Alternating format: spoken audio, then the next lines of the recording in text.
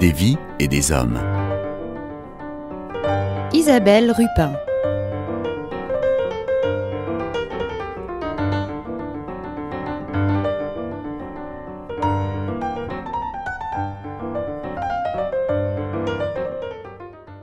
Qu'as-tu fait de ton pouvoir ?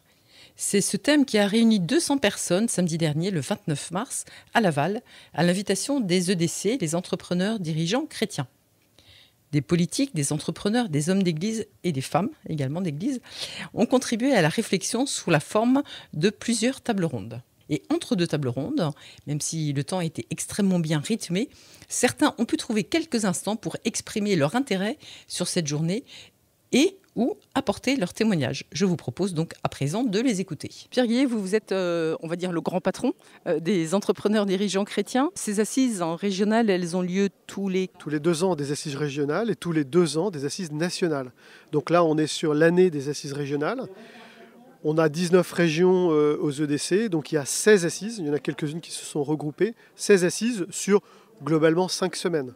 Donc là, il y a un rythme d'assises en ce moment soutenu. La thématique que vous avez choisie tournait autour du pouvoir. Le pouvoir, c'est beau, le pouvoir, c'est dangereux. Oui, et puis à l'aune de notre foi, le pouvoir, ça appelle justement la question de la conscience, ce qu'on a appelé aussi les contre-pouvoirs, comment on régule en fait le pouvoir. On est chef d'entreprise, on peut se sentir libre de faire ou de ne pas faire. Comment justement on confie peut-être pour beaucoup dans la prière nos décisions, nos enjeux. On a interviewé des représentants syndicaux, des politiques, on a interviewé des fonctionnaires. Comment en fait cette question du pouvoir, ils l'intègrent eux-mêmes dans leurs fonctions. Je ne l'ai pas précisé, mais vous êtes PDG d'Esion, une entreprise en lien avec les parkings. En gros, c'est un peu schématique, mais c'est ça, en région parisienne.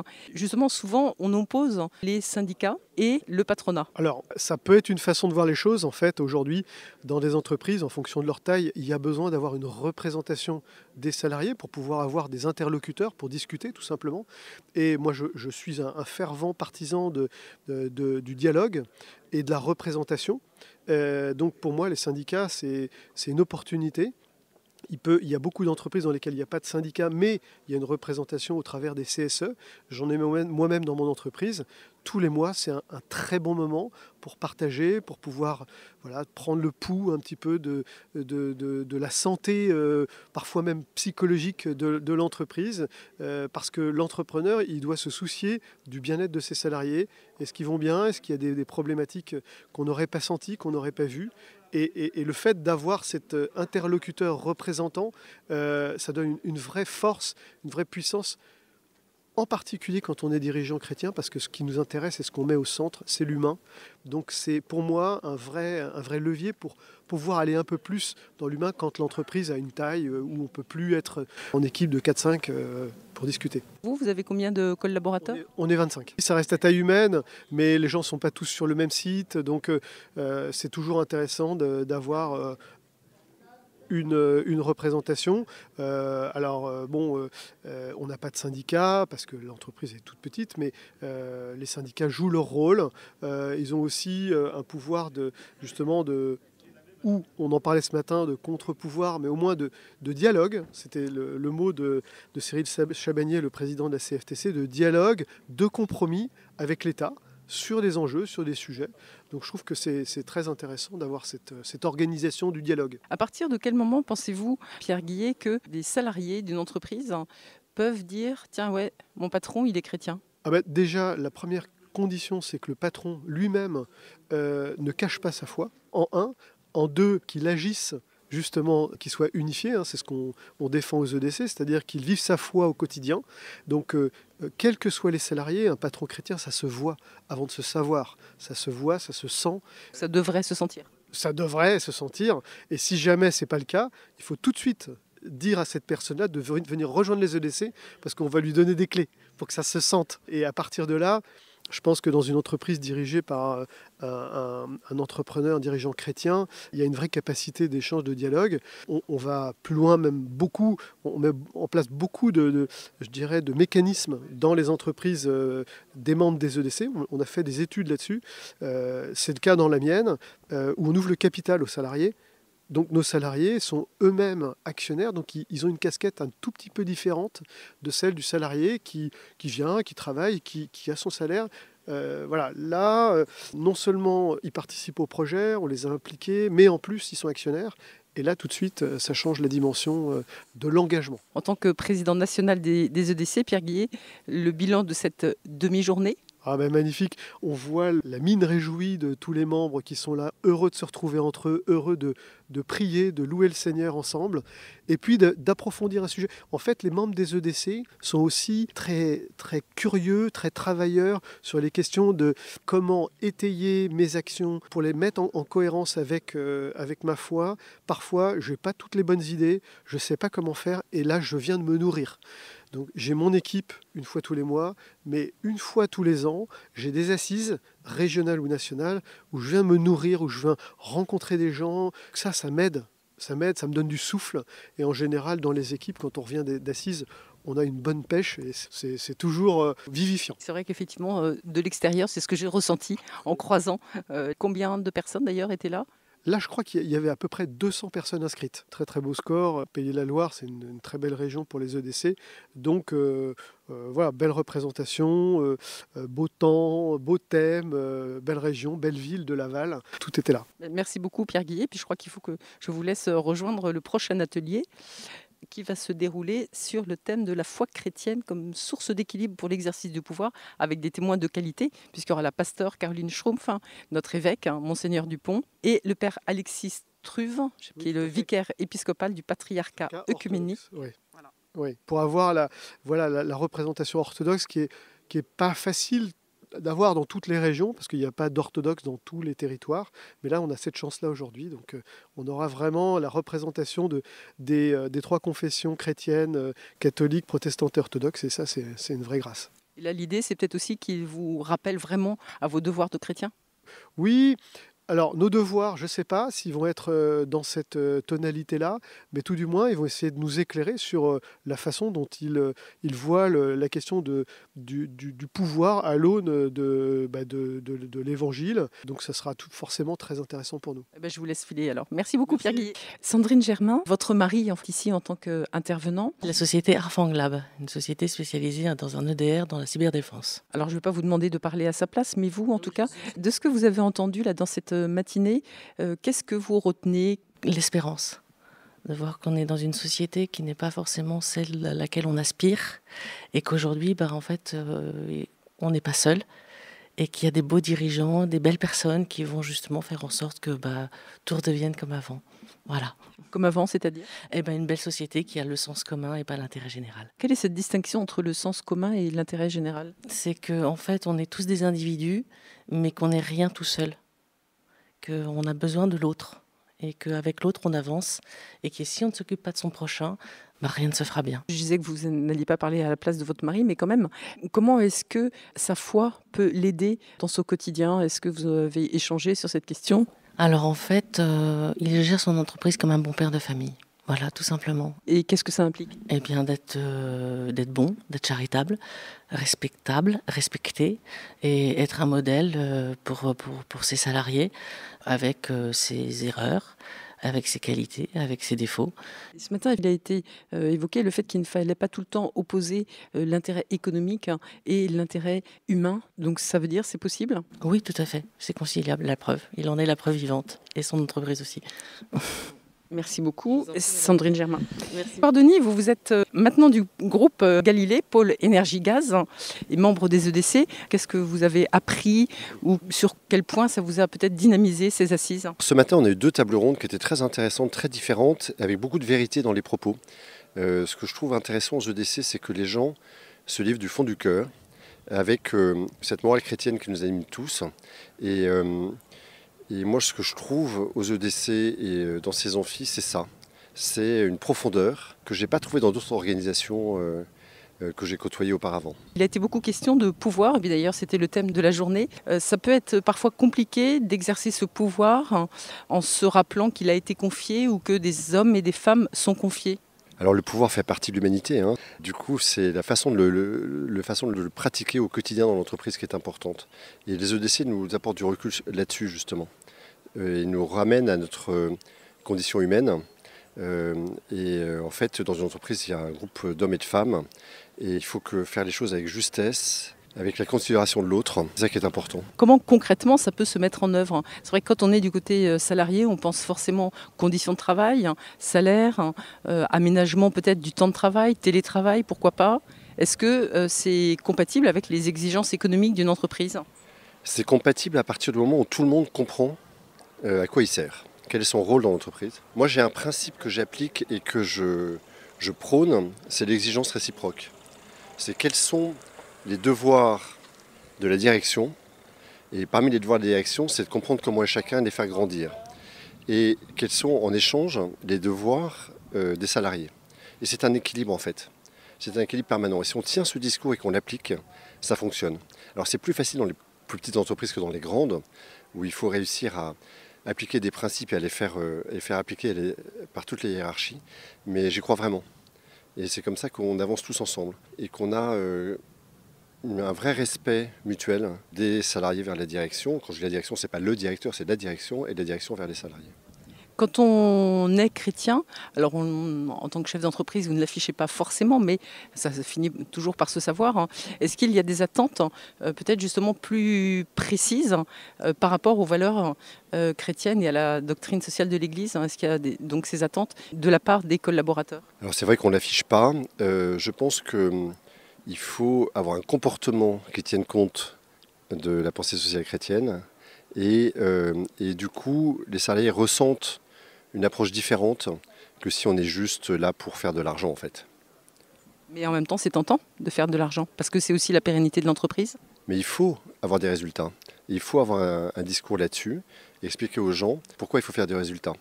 Et le principe, c'est qu'il y a une partie pour l'actionnaire, une partie pour l'entreprise, une partie pour les salariés. On a la chance d'avoir des bons résultats, d'avoir pu faire des primes de partage de la valeur importante, en étant en vérité dans les chiffres. Et ça nécessite de partager beaucoup avec les membres du CSE, avec les salariés, etc.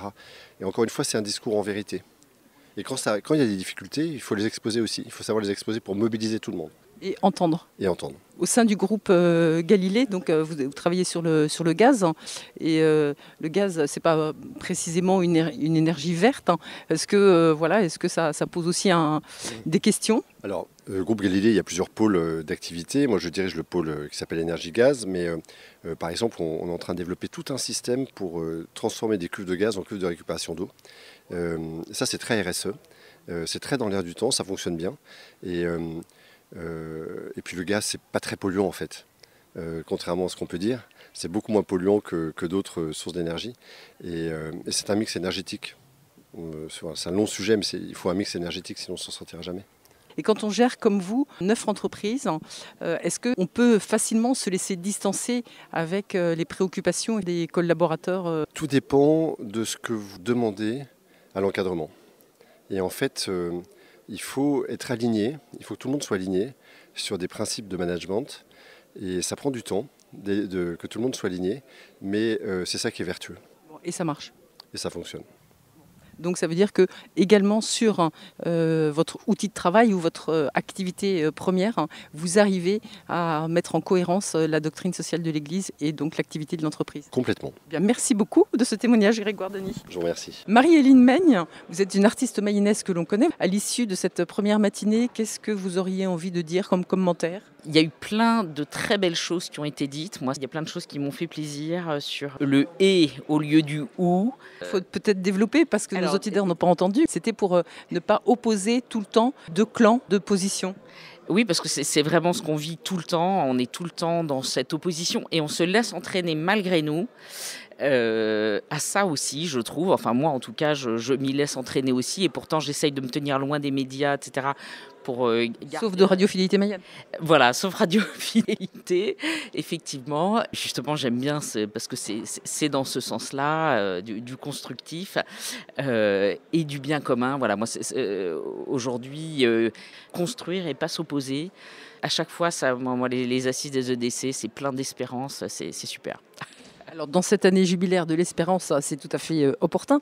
Mais par contre, est-ce que vous avez le sentiment que cette idée de construction qui était prônée et pas d'opposition entre le bien, le mal, entre le salarié et le chef d'entreprise, entre l'État et la société, est-ce que vous avez l'impression que ça se traduit en actes concrètement et que ce n'est pas qu'une posture ou un vœu pieux? Alors non, justement, aux EDC, c'est ça, on le voit, que ce soit en assise ou en équipe, enfin, dans les témoignages ou en équipe, dans ce qu'on vit, il y a vraiment quand même, tout le monde est en chemin, bien sûr, hein, ça nous aide dans ce chemin, mais c'est cette volonté du bien commun. Et même de la civilisation de l'amour. On voit bien que justement ça avance toujours. Moi j'avais été bluffée la première fois, c'est pour ça que je suis rentrée aux EDC, parce que j'avais accompagné mon mari aux assises au Havre.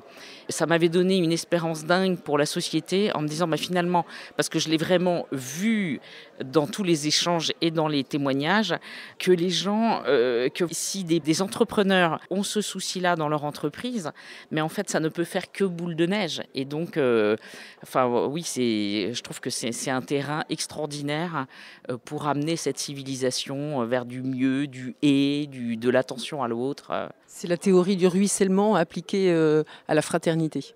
Exactement. Et puis alors, moi, je suis un peu idéaliste, mais ça m'a frappé à ce moment-là. J'ai eu l'impression d'une espèce de nouvelle chevalerie, entre guillemets, c'est-à-dire que ceux qui guident, ou ceux qui ont ce potentiel d'être dirigeants sont là au service et ils sont pas là pour se servir. Et le fait d'être au service comme ça les uns des autres, ça ruisselle, hein, et je trouve ça très beau. Merci beaucoup Marie-Hélène Meigne, et puis je rappelle qu'on peut retrouver vos œuvres, notamment à Ernée, là où vous habitez. Ben oui, c'est vrai. Merci. Grégoire Germain, vous êtes le PDG fondateur d'Arfang Lab.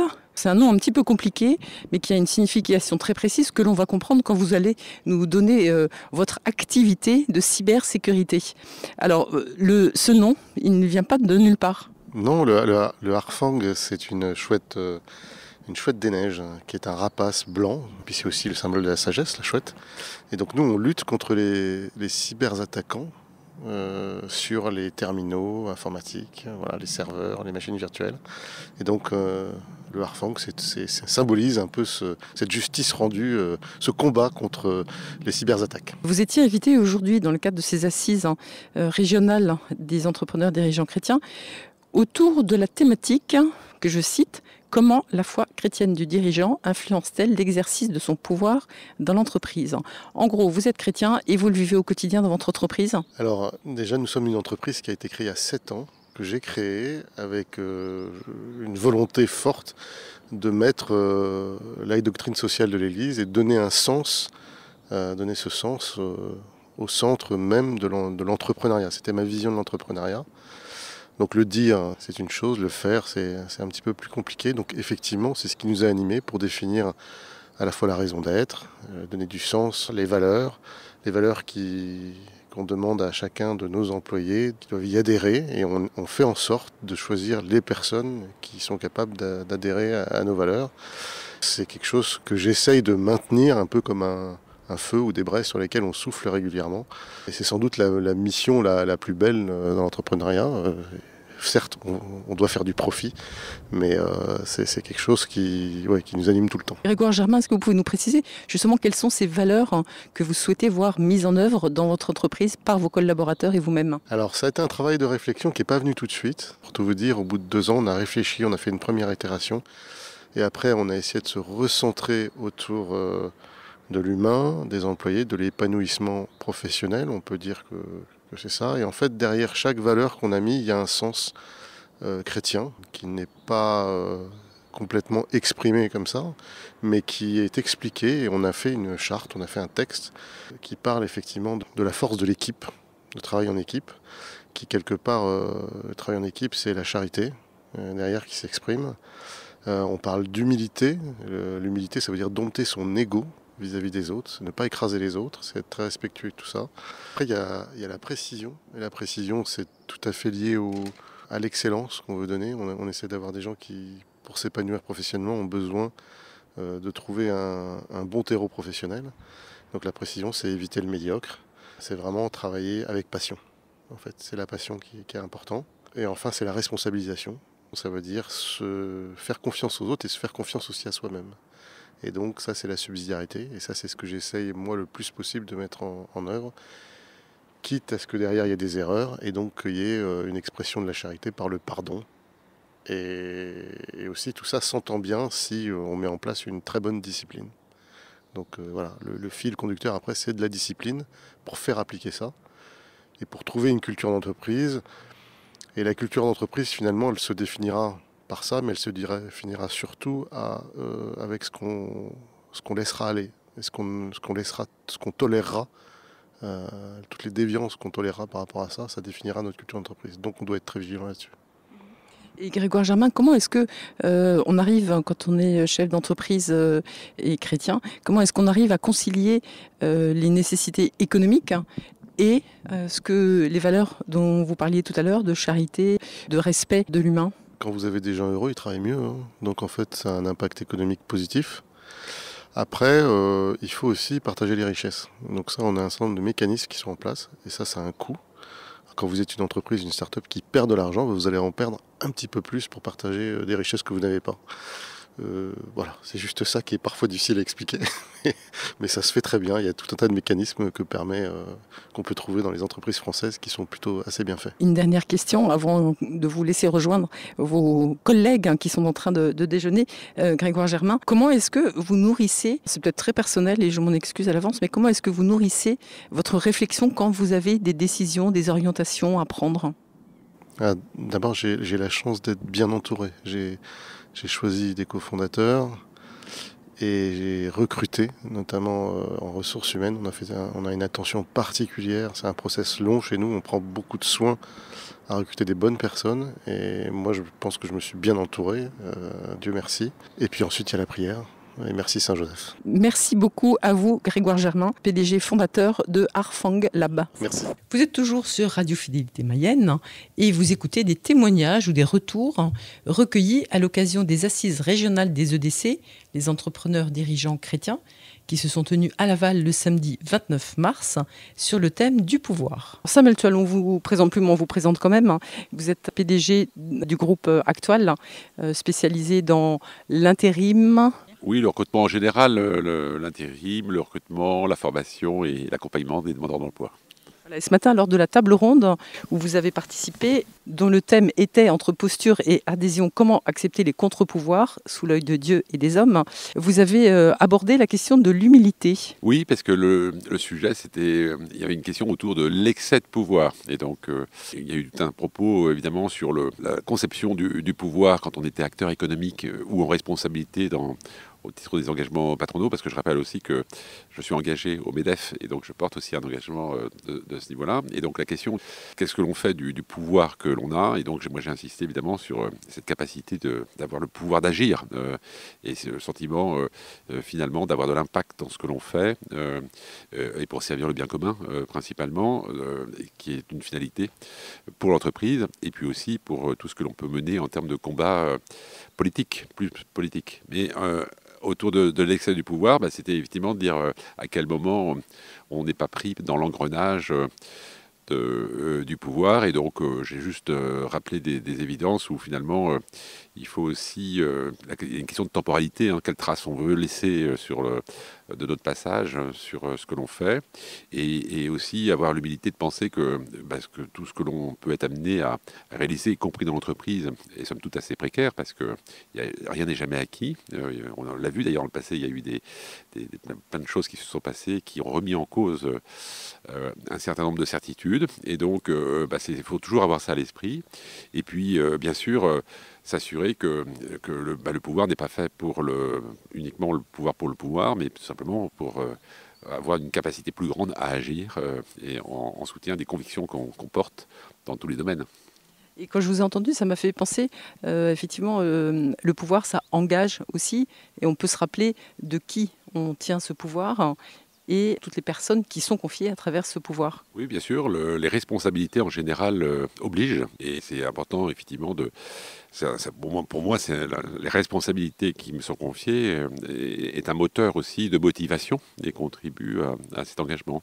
Mais effectivement, il faut toujours se rappeler et avoir à l'esprit la finalité de ce que l'on fait et s'assurer évidemment que l'action génère de l'impact pour les hommes.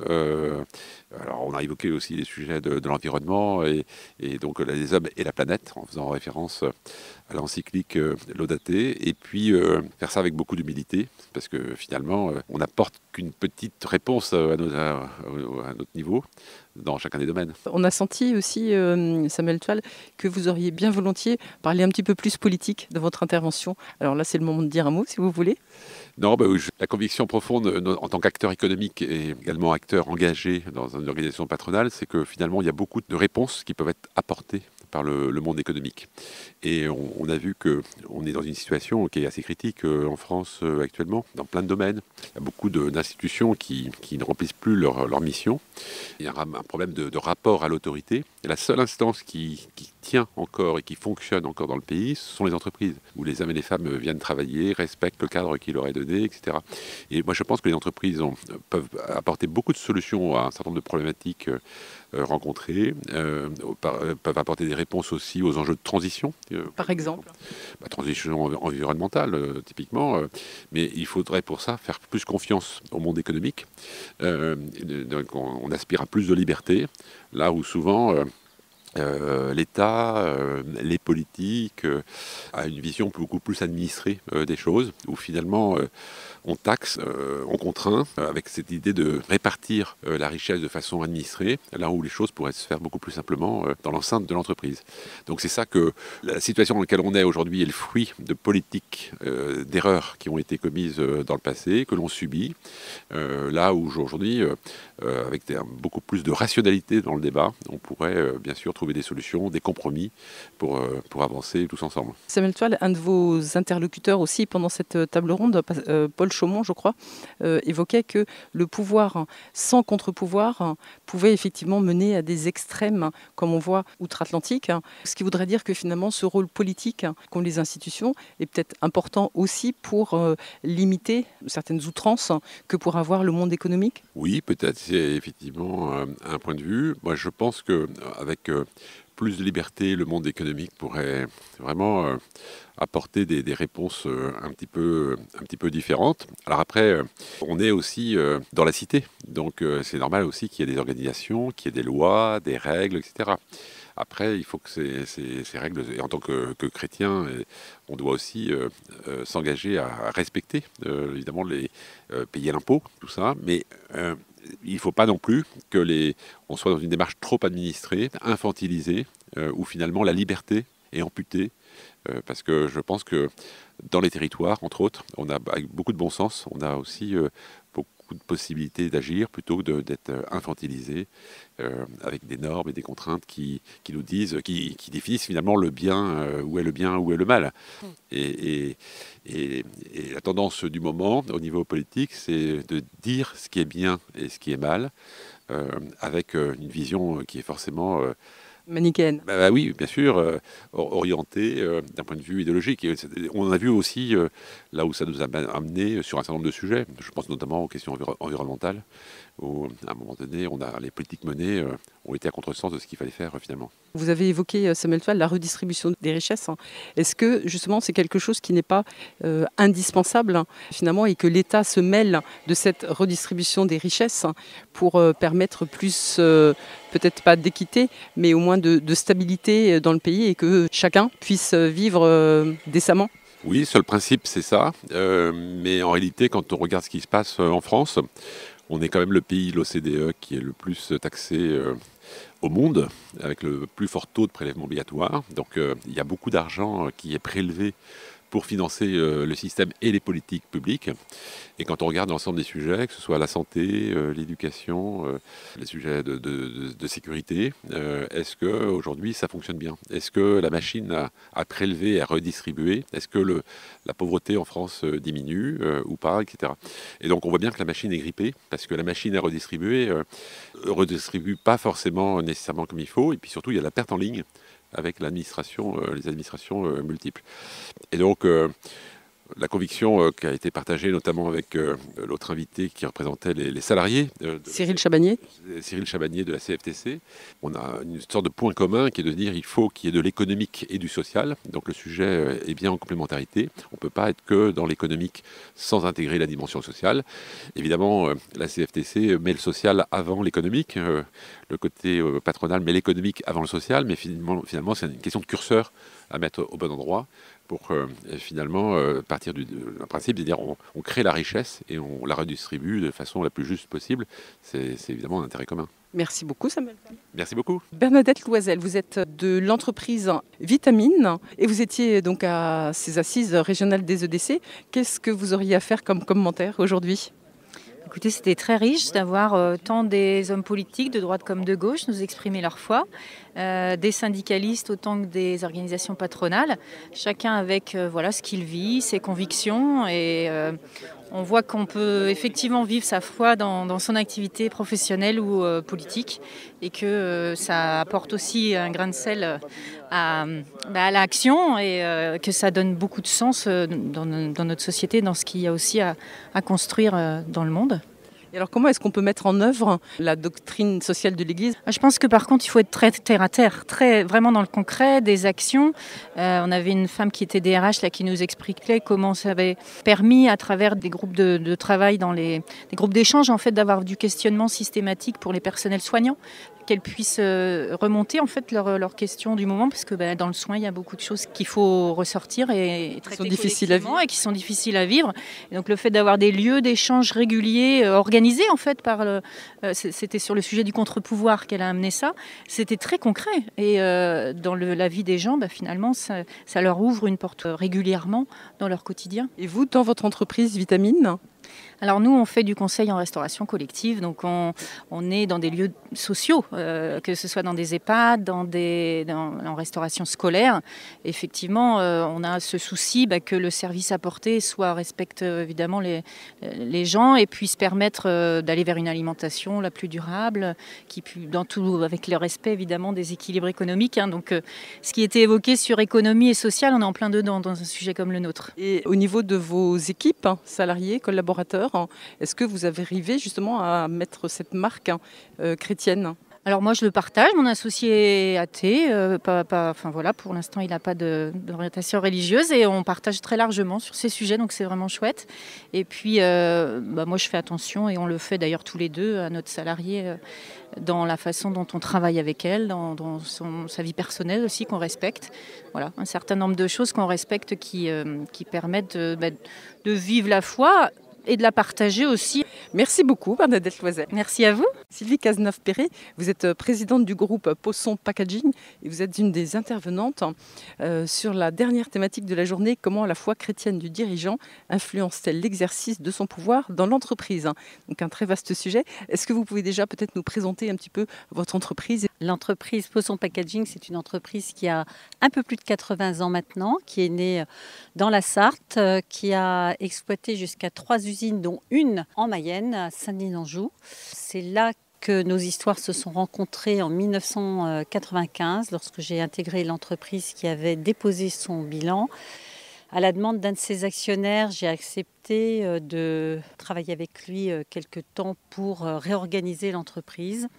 On a transféré toutes les activités en Mayenne, donc à Saint-Denis-d'Anjou. On y est resté une dizaine d'années pour ensuite reconstruire ce que nous, on estime être notre usine idéale qui va célébrer ses 20 ans cette année sur l'échangeur autoroutier entre Sablé-sur-Sarthe et La Flèche sur l'autoroute. Une vie un peu trépidante en fait pour cette entreprise Poisson Packaging. Comment est-ce qu'on peut gérer toutes ces difficultés, tous ces aléas de la vie économique, mais aussi ces bonheurs, influencés par sa foi chrétienne ? C'est une chose qui m'a beaucoup questionnée, effectivement, comment on aligne sa foi avec, par exemple, la fermeture de 2 usines sur 3, les transferts de personnel, le vécu d'histoires douloureuses, le remboursement des créanciers, la recherche de profit, parce qu'une entreprise, elle ne vit pas sans profit, puisqu'il faut investir, former les équipes, construire de nouveaux projets, intégrer aussi des réglementations qui sont contraignantes pour les entreprises, en tout cas qui peuvent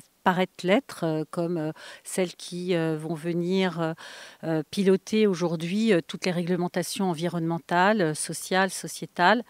En tout cas, nous, moi, ce que j'ai fait, ce que j'ai essayé de faire modestement, hein, je dis bien modestement à la tête de cette entreprise, c'est justement d'aligner toutes ces valeurs, les valeurs que moi j'ai pu partager et qui m'ont construite enfant, avec le destin d'une entreprise qui était finalement en un si mauvais état que le sens de l'action, c'était reconstituer du bien commun. Et ce bien commun, on a réussi à petit, mois après mois, année après année, décennie après décennie, puisque ça fait 30 ans maintenant que je suis à la tête de l'entreprise, à reconstruire ce bien commun. Et on ne peut partager que si on a un bien commun. S'il n'y a plus rien, et le dépôt de bilan de l'entreprise, sa situation catastrophique, la situation dans laquelle elle avait mise elle-même ses propres créanciers, donc ses parties prenantes, faisait qu'elle ne pouvait plus rien partager, qu'elle était totalement étranglée. Et aujourd'hui, on est dans une situation où on est dans une recherche constante d'amélioration de nos organisations, de nos protocoles, tout en communiquant avec nos parties prenantes qui vont être nos clients, qui vont être nos fournisseurs, qui vont être nos salariés, qui vont être nos banques, sur des valeurs qui restent très fortes dans notre entreprise et qui est devenue une entreprise à mission d'ailleurs, et qui sont basées, ces valeurs, sur le juste besoin. Et là, on retrouve dans cette identité du juste besoin, produire à nos clients leur juste besoin dans le domaine qui les concerne, l'emballage de leurs produits, dans le respect des normes réglementaires, sociales, sociétales, environnementales, qui sont pour nous les garantes de la pérennité de l'entreprise. Donc on est très fort sur ces valeurs-là, très construit sur ces valeurs-là, qui nous aident à partager avec ces parties prenantes une vision, mais aussi du résultat financier. Mais le résultat financier n'est qu'une conséquence au final de la vision. Ces valeurs que vous évoquez, Sylvie Cazeneuve-Perret, elles sont partagées aussi par des personnes qui ne sont pas forcément chrétiennes. Alors on a de toutes les confessions à l'intérieur de l'entreprise, mais je pense que dans toutes les confessions, cette